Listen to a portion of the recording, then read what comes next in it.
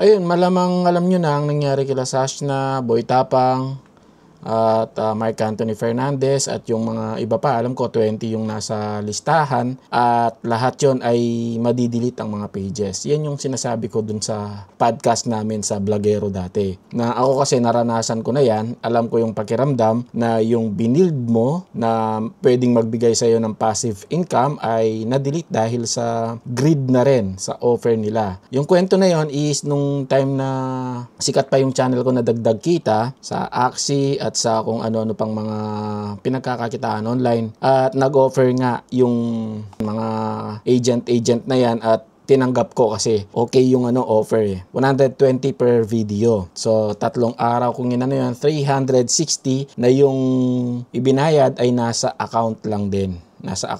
Tapos i-withdraw mo, ang dami pang mga verification pagka i-withdraw mo. And then, yung YouTube channel ko ay na-take down mismo ng YouTube dahil sa pagpo-promote ko ng mga tinatawag nilang unregulated goods daw, which is kasama yung casino. Yan yung sinasabi, unregulated goods. Tapos sunod-sunod ng iba-iba na yung mga yung mga charges ko na may mga harmful content at kung ano-ano pa yung mga chinarge sa akin ng YouTube. And then dito sa Meta naman, na demonetize yung isang page ko dahil sa pagpo-promote din ng ganyan, no. Yun yung point kasi binild mo yan ng matagal, seryoso ka sa content kung seryoso ka, tapos biglang babawiin lang sa'yo ng ganon, no, dahil sa pagpo-promote mo ng mga illegal na bagay.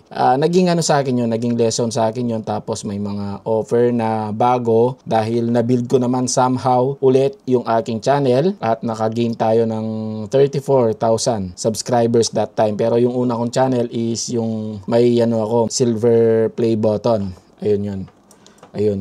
Silver play button, ayun. Yun at nawala siya na nagja-generate ng malaking income din. Aside sa mga sponsorship, yung kinikita ko sa channel na yon dahil matataas yung views, no? Nawala dahil sa pagiging greedy ko. Nagsisisi ako doon. Kahit anong gawin ko, hindi ko na mabawi. Ayaw nang ibigay ni YouTube dahil delikado ako sa platform nila. Yun yung kino-consider nila sa akin. So sa mga nag-i-start pa lang na mag-content at may lumapit sa inyo na i-promote daw ninyo yung sugal nila, no? Huwag kayong basta-basta papasilaw sa mga offer nila. Aside sa manloloko ka ng tao, actually ako, sinasabi ko naman dun sa channel ko na yon na yung ginagamit ko is demo. Bibigyan ka nila ng demo account tapos magpe-pretend ka daw sa mga tao, sa mga audience na account mo yon. Ganon yung turo sa akin. Actually, no, yung isa sa mga video ko nun, sobrang trending. Nag-trending talaga yon. Yung, huwag ko nang babanggitin, pero talpakan siya, yung casino siya. Baka madali pa ako dito. Sobrang nag-trending, ginagamit na ng iba, sa Facebook, ginagamit na ng iba hanggang sa darating yung araw yung pagmumukha ko mismo ang magiging illegal sa mga social media platform. Pagka nag-upload ka, na-detect ng yung mukha mo, nadidetect yan. Nadidetect tayo sa social media. Na-detect ni Meta na ayaw ko sa taong to, bawal to. So kahit anong upload ko is magkakaroon ng violation. Mangyayari yon. Yan na yung sinasabi ko dati doon sa Blogero Talks. Ang sabi ko, one day babawi yung Facebook dyan. Sinabi ko pa noon, posibleng ngayon ay hindi ka nababan, pero after ilang years or months, pwedeng bawian ka nila doon. Pwedeng i-ban ka dahil sa mga yon. Nangyari yan nung sa mga Kiray namin, Kiray Glutathione, Tocoma, yung mga product na yan, no? Ang tagal na nun.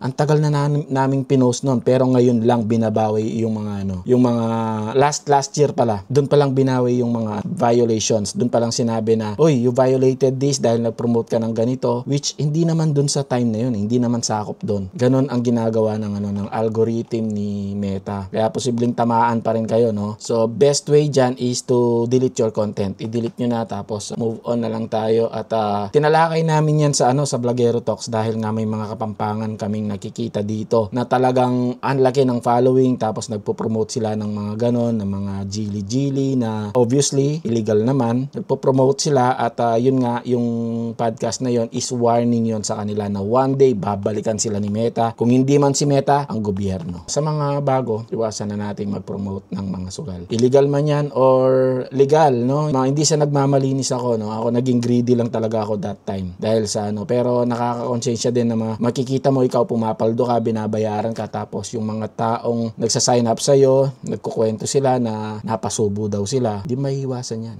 Mapapasubo at mapapasubo yung mga ano. Kahit ano pang sabihin mong disclaimer, no? Kunwari lang yung disclaimer na yan. Di totoo yan. Gusto mo talagang kumita. Ganun lang yon. So yun lang. Maraming salamat and God bless.